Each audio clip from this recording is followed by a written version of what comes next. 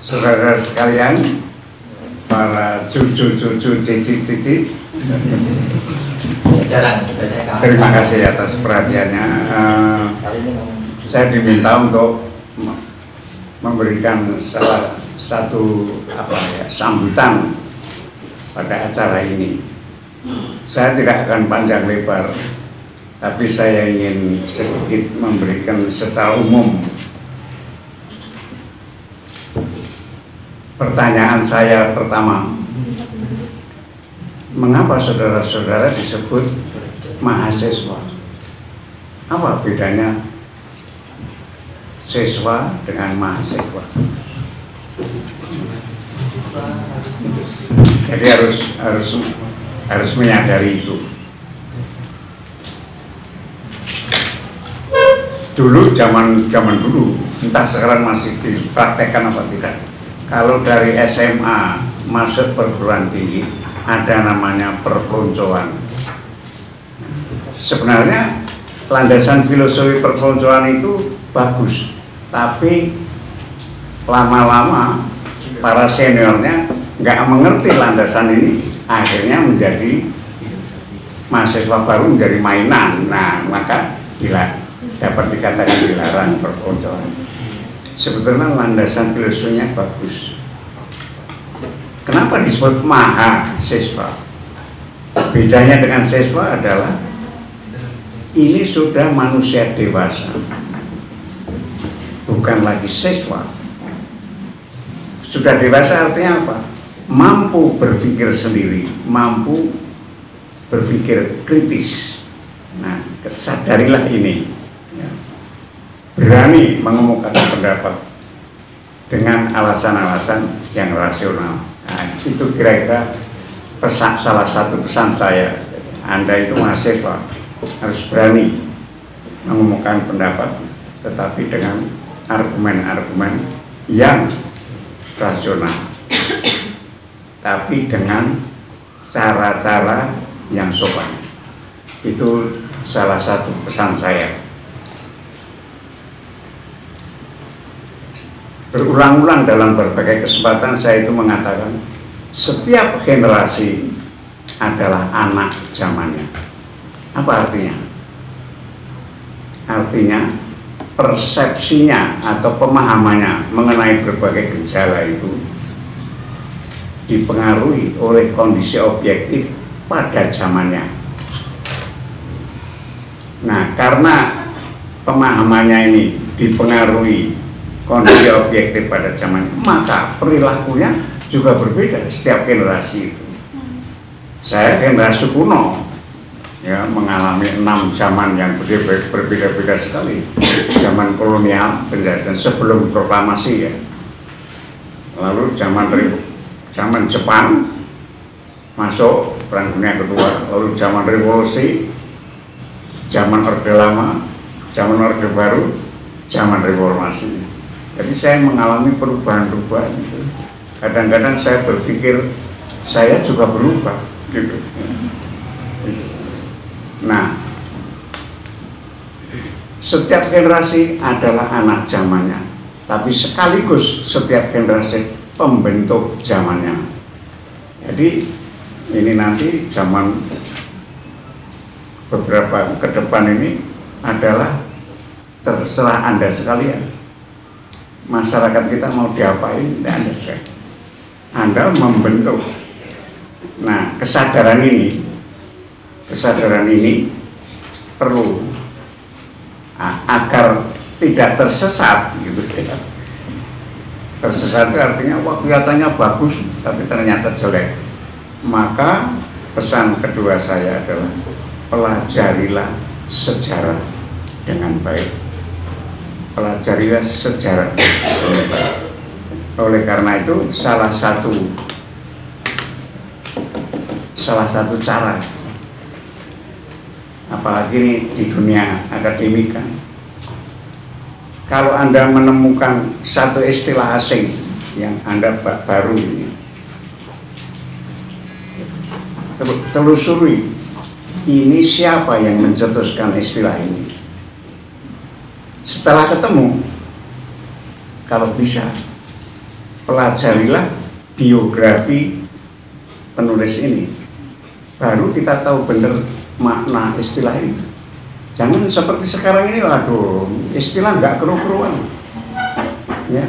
Istilah yang sekarang sudah terlanjur salah kaprah adalah populisme. Wah, seolah jelek populisme. Populisme itu ada 7 tipe. Pelajarilah secara itu. Radikalisme sudah salah kaprah juga. Radikal itu apa sih artinya? Radix itu artinya akar. Jadi membahas segala sesuatu lihat dulu akar masalahnya. Itu radikal. Tapi sekarang radikal ditafsirkan wah berontak, ortodok, kolot, berdarah-darah. Jadi ini semua sudah salah kaprah. Salah siapa? Menurut saya salah generasi sekarang. Karena sudah jadi rancu akhirnya, perdebatannya tidak bermutu. Ya, karena tafsirannya saling berbeda-beda. Jadi sebagai mahasiswa, siswa yang maha berpikir kritis, belajar sendiri, berpikir kritis, mempelajari sejarah. Nah,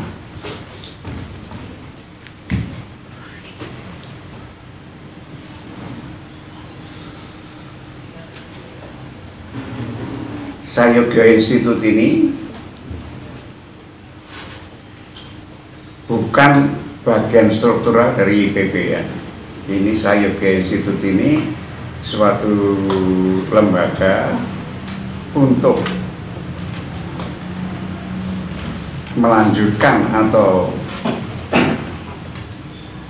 apa istilahnya? Ya, melanjutkan, melestarikan semangat dari almarhum Profesor Sayogya. Profesor Sayogya memang dosen IPB dulunya gitu. Yang sepanjang hayatnya dengan macam-macam tulisan apapun itu fokusnya pada 2 hal, yaitu masalah kemiskinan dan masalah agraria. Ya.